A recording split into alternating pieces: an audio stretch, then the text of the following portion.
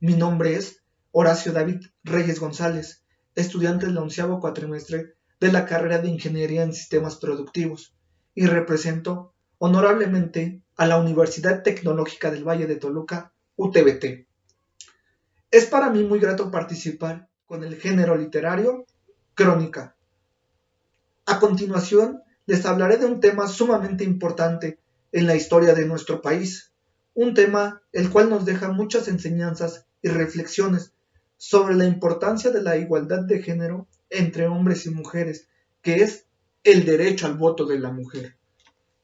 En 1953, el presidente Adolfo Ruiz Cortines promulgó las reformas constitucionales que otorgaron el sufragio a las mujeres en el ámbito federal y se publicó en el Diario Oficial el nuevo texto del artículo 34 constitucional. En México, la lucha femenina por ejercer sus derechos a votar y decidir cumple 62 años, cuando el 3 de julio de 1955 acudieron a las urnas por primera vez a emitir su sufragio para elegir a diputados federales para la 53 legislatura. Durante un mitin de campaña, como candidata a la presidencia de la República en 1952, Adolfo Ruiz Cortines se comprometió ante 20,000 mujeres a plasmar en la Constitución mexicana el derecho a las mexicanas y a votar y ser electas. El 17 de octubre de 1953, Ruiz Cortines, ya como presidente, promulgó las reformas constitucionales que otorgaron el sufragio a las mujeres en el ámbito federal y se publicó en el Diario Oficial el nuevo texto del artículo 34 constitucional.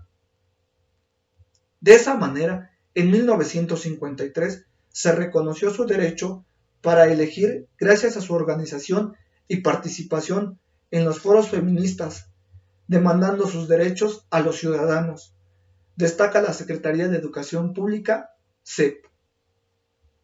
Aún cuando ese derecho constitucional se hizo efectivo, en ese año, la lucha por ejercer el voto a la mujer se remonta a 1884 y 1887, cuando en una publicación en la revista femenina Violetas de la Náhuatl, fundada y dirigida por Elena González, escrita por ellas, demandando el sufragio femenino. En 1910, diversas asociaciones se unen a Francisco I. Madero, entre unas de ellas el Club Antifeminista, las Hijas de Cuauhtémoc. Poco tiempo después, los integrantes de ese club protestan por el fraude de las elecciones y demandan la participación política de las mexicanas. 6 años más tarde, en 1916, indicada la dependencia, se realizó el primer Congreso Feminista, impulsado por las organizaciones en general, Salvador Alvarado como gobernador de Yucatán y varias organizaciones. Uno de los principales acuerdos a los que se llegó en este primer Congreso feminista fue demandar que se otorga el voto ciudadano a las mujeres, la promulgación de la Constitución de 1917, donde no se negaba la ciudadanía a las mujeres ni su oportunidad a votar. Tampoco se otorgó expresadamente ese derecho. En abril del mismo año se expidió la Ley de Relaciones Familiares, según el cual los hombres y mujeres tienen derecho a considerarse ser iguales en el seno del hogar.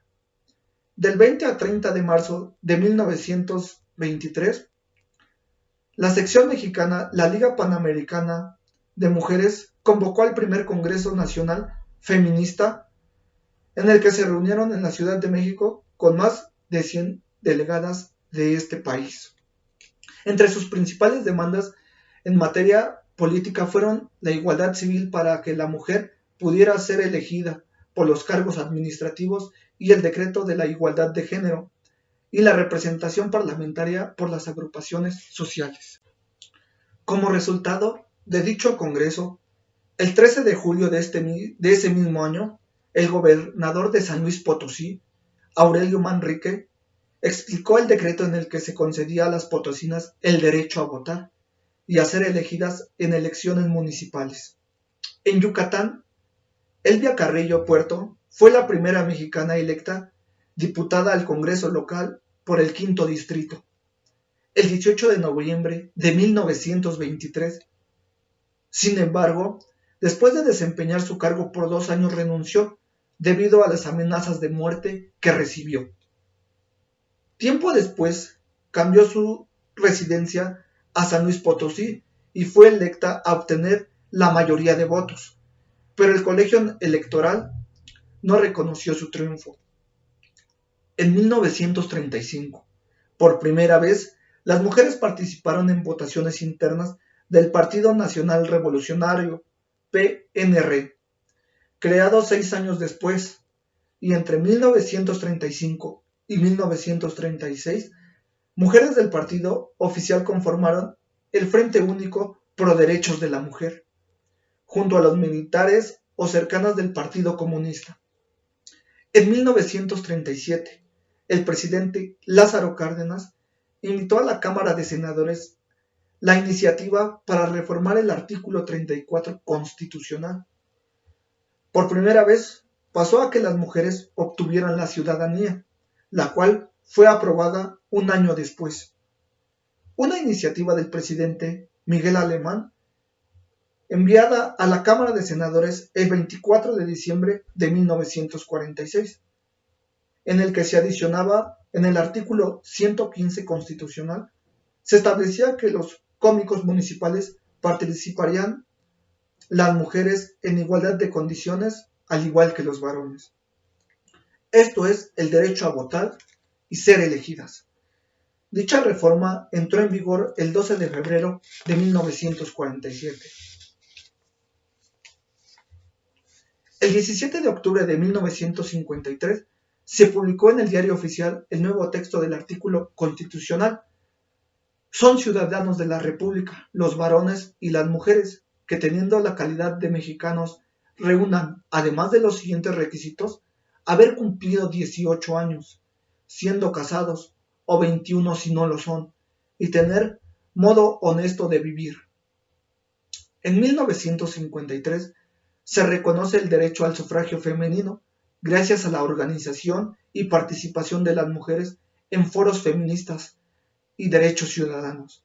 Sin embargo, ese avance se materializó con décadas después, debido en la que la mayoría de casos seguían siendo los hombres quienes decidían por sus esposas, hijas o hermanas que debían nacer.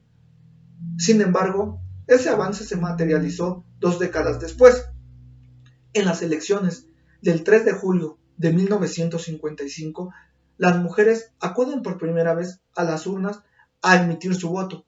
En esta ocasión se elegiría a diputados federales para la 53 legislatura. A pesar de la importancia que tenía ese primer ejercicio de libertad de decisión, la verdadera democratización de la ciudadanía tardó mucho más en gestionarse. Sobre todo, la tradición imperaba sobre esa razón. Como pudimos notar, el voto de la mujer fue un paso muy importante en lo que respecta a la igualdad de derechos desde el punto de vista político. No podemos olvidarnos de las niñas futuras lideresas que no solo han de formarse, también hay que pensar en cómo abrirles caminos para que sean y lo deseen ser, pero con la seguridad de que no están solas. Hemos de apoyar otro tipo de modelo de sociedad en donde seamos un poco más libres para elegir y en donde la voz de las mujeres sea escuchada y sus necesidades atendidas. Por tanto, por lo que acabo de exponer en estas líneas, hago un llamamiento a un voto reflexivo, solidario y projetista, porque hoy es el día.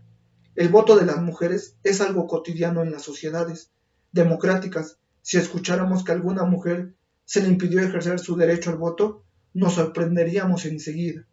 Pero la realidad es que el voto femenino se concretó hace relativamente poco tiempo. Gracias. El poema se llama No tengo madera de poeta y dice así: mis palabras no son como aquellas que describen el amor y la dulzura de una mujer. Soy un desgraciado, creo yo, cuyos versos y abrazos son solo de fantasía, y donde aquellos sueños donde debería aparecer ella, están vacíos, vacíos, por una efímera y perfumada mañana en la que no encuentro a aquella musa que me prometió tantos cuentos de hadas. ¡Qué desdichado soy!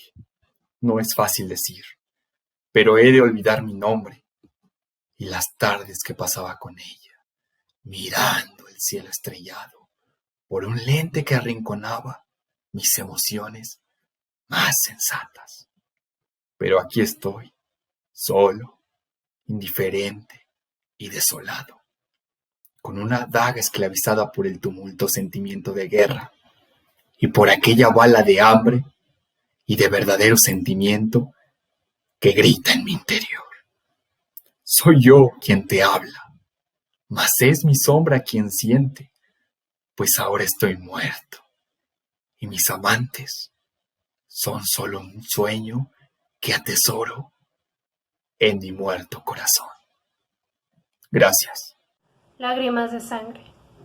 No des tu poesía a quien está acostumbrado a versos de pacotilla, de esos que retumban en lugares nocturnos para dar sexo fácil, sin una pizca de valor a tu alma.